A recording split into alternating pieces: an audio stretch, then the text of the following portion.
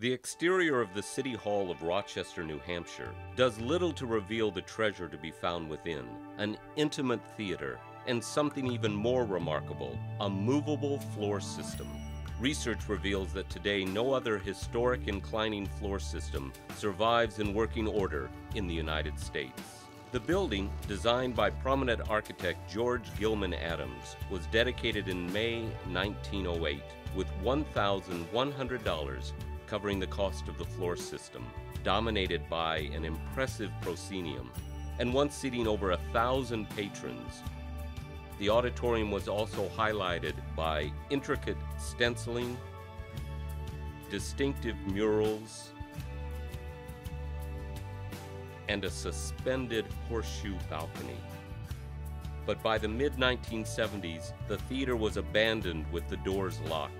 Various plans to restore the theater over the years fell short. But in 1996, a newly energized effort to resurrect the Opera House took shape.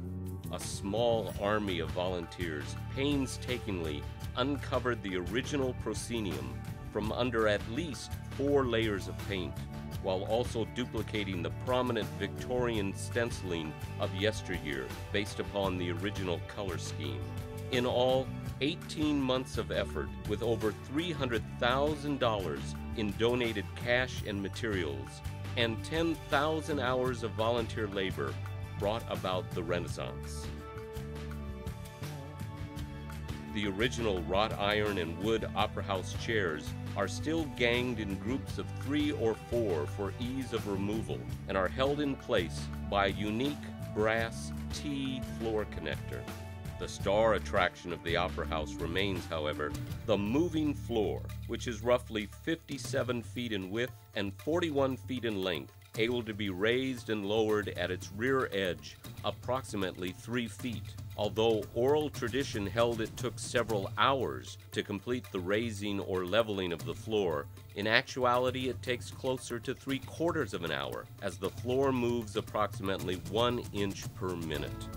Through the open center doors, one is able to view the floor in the raised position. The process to shift the floor begins by removing temporary jacks, which stabilize the floor when it is in the inclined position. The motor and key mechanics are to be found through a small floor opening in the balcony. Following adjustments, the system is started at a low speed, and if the belts are running smoothly, the electrical control switch is thrown to run position.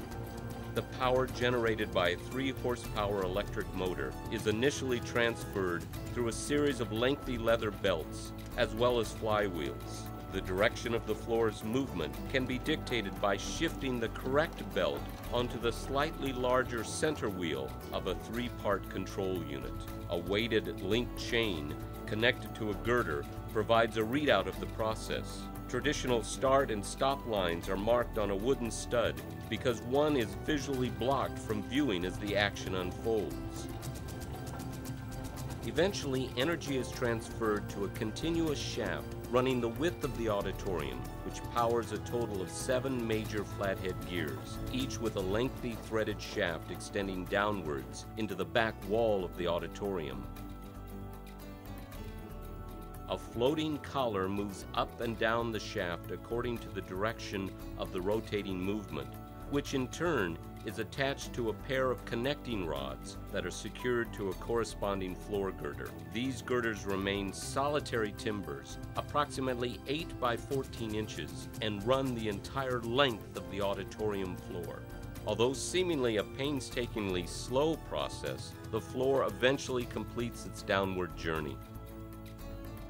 Experience dictates that the chairs remain in place as the floor lowers because the additional weight is needed for the system to work efficiently. In total, George Gilman Adams designed 7 municipal buildings complete with auditoriums in New England, of which 4 were equipped with his patented movable floor designs. Once the floor is level, seats are removed in a labor-intensive process, with the bulk of them going to the stage and backstage areas for temporary storage. A good sweep of the floor and the flat surface is ready for a variety of civic or artistic events. and as such, the Rochester Opera House maintains the title of the last moving floor in action.